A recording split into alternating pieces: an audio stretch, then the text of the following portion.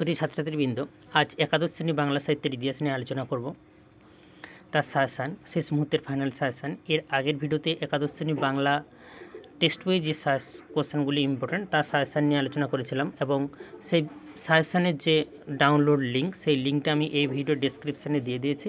এবং এই সাজেশানের, এই সাহিত্যের ইতিহাস সাজেশানের যে লিঙ্ক, সেই লিঙ্কটা তোমরা পরের ভিডিওতে পেয়ে যাবে।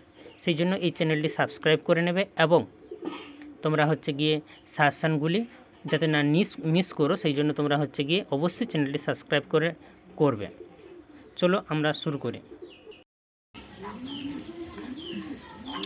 এই ভিডিওতে আমরা ক্লাস 11-এর ফাইনাল পরীক্ষার সাহিত্যের ইতিহাস নিয়ে আলোচনা করব। প্রথমত যে প্রশ্নটা দেওয়া রয়েছে তা চর্যাপদ আবিষ্কার সম্পর্কে নাতিদীর্ঘ টিকা লিখো। খুবই ইম্পর্টেন্ট প্রশ্ন। চর্যাপদ আবিষ্কার সম্পর্কে নাতিদীর্ঘ টিকা লিখো। চণ্ডীমঙ্গলের শ্রেষ্ঠ কবি কে, তার কৃতিত্ব আলোচনা করো।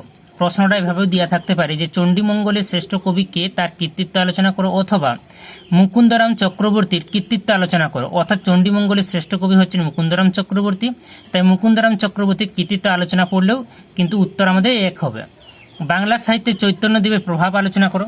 বাংলা সাহিত্যের ক্ষেত্রে চৈতন্যদেব কিন্তু একটি খুব বড় ফ্যাক্টর, তাই চৈতন্যদেবের সম্বন্ধে কিন্তু পরীক্ষায় পড়তে পারে। শ্রীকৃষ্ণ বিজয় কাব্যের বিষয়বস্তুর পরিচয় দাও। এবারের জন্য সবথেকে ইম্পর্টেন্ট প্রশ্ন হচ্ছে শ্রীকৃষ্ণ বিজয় কাব্যের বিষয়বস্তুর পরিচয় দাও। মালাধর বসুর কাব্যচর্চা আলোচনা করো। পরের যে প্রশ্ন রয়েছে মালাধর বসুর কাব্যচর্চা আলোচনা করো। বৈষ্ণব পদাবলী বিদ্যাপতির কাব্য পরিচয় দাও। বৈষ্ণব পদাবলীতে বিদ্যাপতির কাব্য পরিচয় দাও।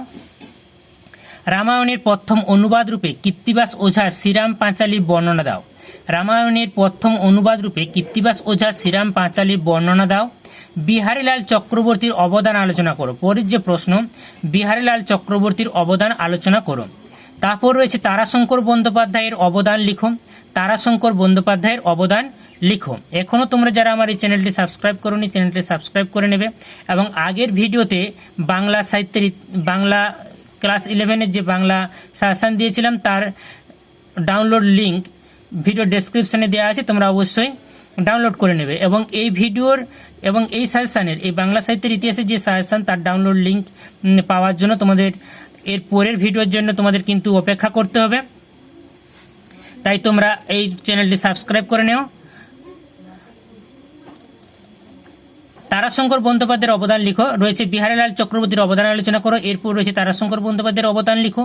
মিশ্র ভাষা কাকে বলে এর পরিচয় দাও।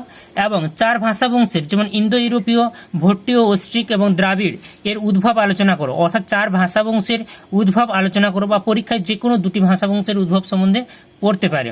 এরপর রয়েছে কিলক লিপি বা ইউনিকর্ন লিপির বর্ণনা দাও।